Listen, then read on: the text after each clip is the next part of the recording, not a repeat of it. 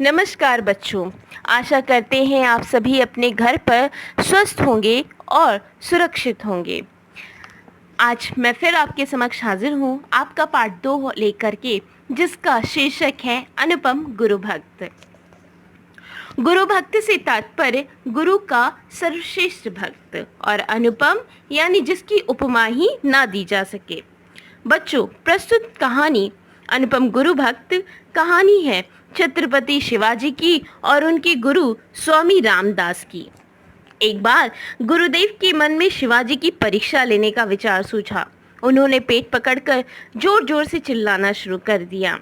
तभी शिवाजी ने उनके पास जाकर उनके दर्द का कारण और निवारण पूछा। तब गुरुदेव ने सिंगनी का दूध ही इसका निवारण बताया, जिससे यह दर्द शांत हो सकता है। उसी समय शिवाजी सघन वन की ओर चल पड़े। तेज बारिश, आंधी, तूफान के कारण उन्हें कुछ दिखाई नहीं पड़ रहा था। सहसा एक बिजली चमकी और शिवाजी को एक सिंघनी दिखाई पड़ी, यानी एक मादा सिंह दिखाई पड़ा। शिवाजी के द्वारा प्रार्थना करने पर सिंघनी ने अपना दूध दूहने की इजाजत दे दी और शिवाजी अपने गुरु के पास शीघ्र पहुंच गए। उसी समय उनके गुरु ने उन्हें सिंह के समान प्रबल पराक्रमी होने का आशीर्वाद दिया। बच्चों, इस कहानी का दूसरा हिस्सा भी है, जो कुछ इस प्रकार है। कुछ समय बीत जाने पर गुरुदेव शिवाजी के पास गए।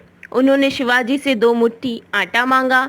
शिवाजी ने एक कागज में अपना पूरा राज्य गुरुदेव के नाम लिखकर उन्हें कागज दे दिया, परंतु गुरुदेव ने वह कागज लेने से मना कर दिया। गुरु और शिष्य की भक्ति का यह अनुपम उदाहरण है।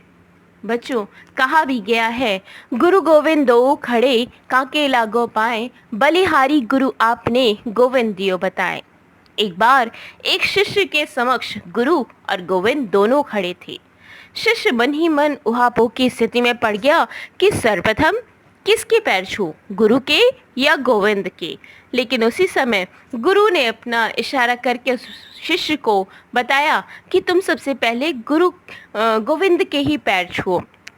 तो बच्चों, इस प्रकार से हमारी सनातन भारतीय परंपरा में गुरु का अत्यंत महत्वपूर्ण स्थान है। शिष्य आज भी अपनी गुरु की कही हुई बात पर अडिग रहते हैं और उन्हीं की आज्ञा का पालन करते हैं। तो चलिए अब जानते हैं इस कहानी को विस्तार से। वीर शिवाजी की जीवन से जुड़े कुछ रोचक तथ्य जानते हैं। छत्रपति शिवाजी का जन्म 20 जनवरी 1627 को शिवनेरी दुर्ग में हुआ था। शाहजी भोसले की पत्नी जीजाबाई की कोख से शिवाजी का जन्म हुआ।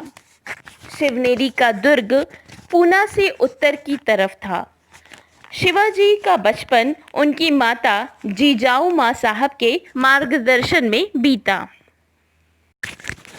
स्वामी रामदास अपने शिष्यों के साथ बराबर घूमते रहते। कभी कभी उनके साथ शिवाजी भी होते। शिवाजी अपने गुरु की बड़ी निष्ठा से सेवा किया करते थे। वे उनकी आज्ञा का पालन तो करते ही थे, साथ ही साथ उनके सभी कामकाज भी किया करते थे। उनकी गुरु भक्ति स्वामी जी के प्राणों में आनंद पैदा कर देती थी।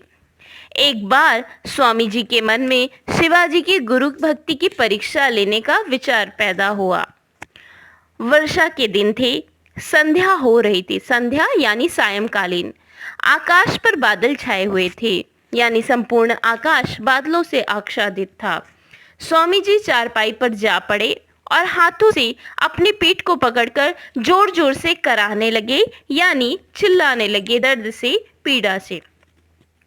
शिवाजी को जब पता चला तो वे उनके पास दौड़े दौड़े आए।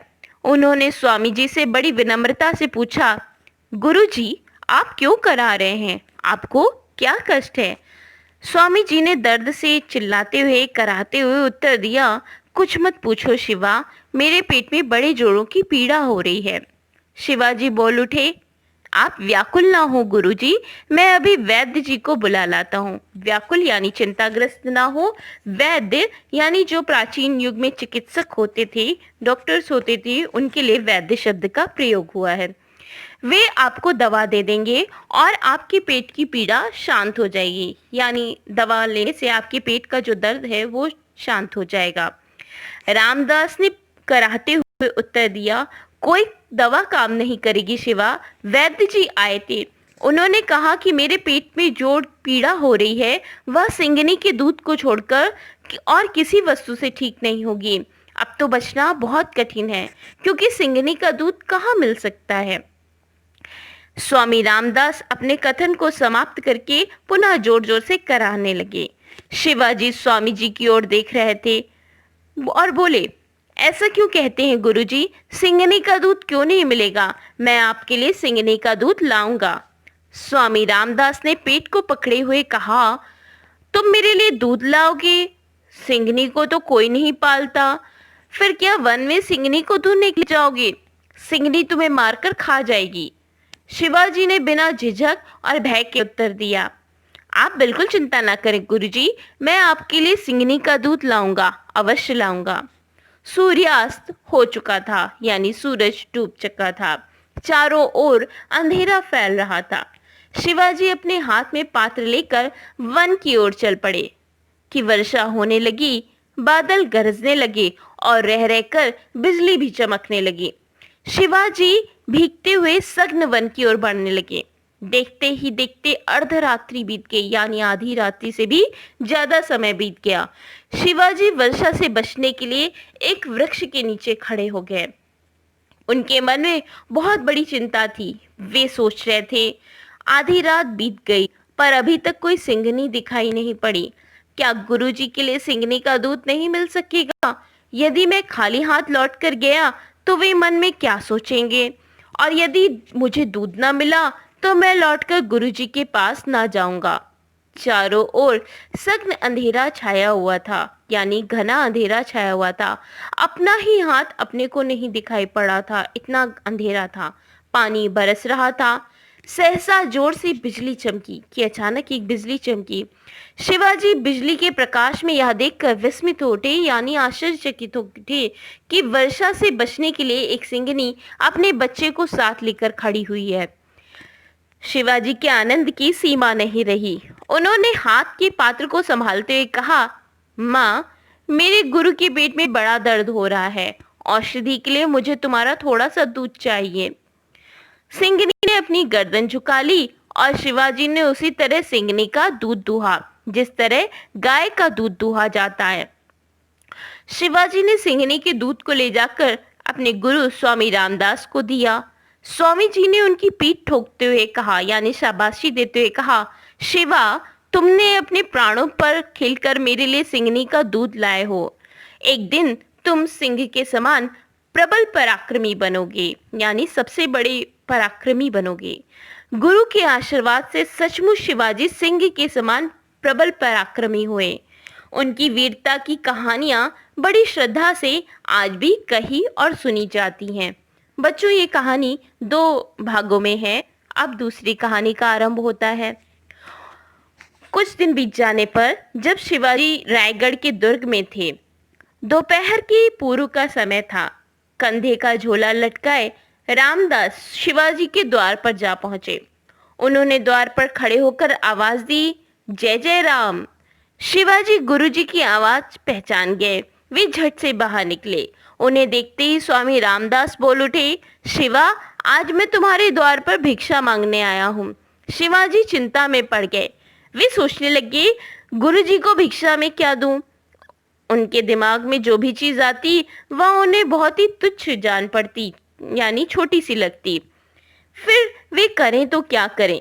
शिवाजी सोचते हुए भीतर गए और कुछ क्षणों बाद ही बाहर निकले।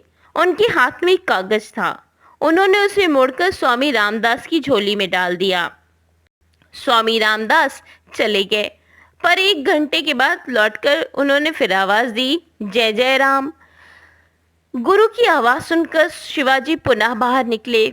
उन्हें देखकर स्वामी रामदास बोले, शिवा, अगर तू मुझे 2 मुट्ठी आटा भिक्षा में देता तो मैं बाटी बनाकर खाता, पर तूने मुझे कागज दिया, मैं इस कागज को लेकर क्या करूंगा? शिवाजी ने कागज में अपना सारा राज्य स्वामी रामदास को देकर उनके नीचे अपने हस्ताक्षर कर दिए थे, यानी उन्होंने अपना सारा राज्य उनके नाम कर दिया था और कागज पर नीचे अपने सिग्नेचर्स कर दिए थे। स्वामी रामदास ने कागज को झोली से निकालकर शिवाजी को दे दिया। शिवाजी उनके चरणों में लौट पड़े, यानी चरणों में गिरने लगे। स्वामी रामदास ने बड़े स्नेह से शिवाजी को उठाते हुए कहा, शिवा, मैं साधु हूँ, राज्य लेकर क्या करूँगा? मुझे तो केवल 2 मुट्ठी आटा चाहिए। आज के संसार में बहुत खोजने पर भी शिवाजी जैसा शिष्य और रामदास जैसा गुरु कहीं नहीं मिलता। बच्चों, पुराणों में भी गुरु की महिमा का बखान करते हुए कहा गया है, गुरु ब्रह्मा गुरु विष्णु गुरु देवो महेश्वरः गुरु साक्षात परब्रह्म तस्मै श्री गुरुवे नमः। इस प्रकार से शिवाजी ने इस कहानी के माध्यम से अपने आप को अनुपम गुरु भक्त संपूर्ण रूप से साबित किया। आशा करते हैं कि आपको ये कहानी अत्यंत रोचक लगेगी। अगली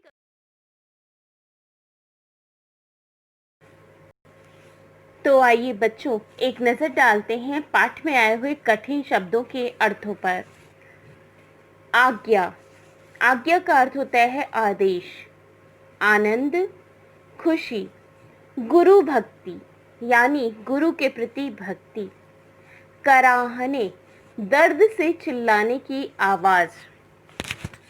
वैद्य, आयुर्वेदिक चिकित्सक। जो डॉक्टर्स आयुर्वेद की चिकित्सा करते हैं उन्हें प्राचीन काल में वैद्य भी कहा जाता था। सिंघनी, मादा सिंह। कथन, कही हुई बात। भय, डर, झिझक, सकुचाना। सघन, घने। अर्धरात्रि, आधी रात। औषधि, दवाई। श्रद्धा का अर्थ होता है विश्वास के साथ। भीतर, अंदर। भिक्षा, भीख।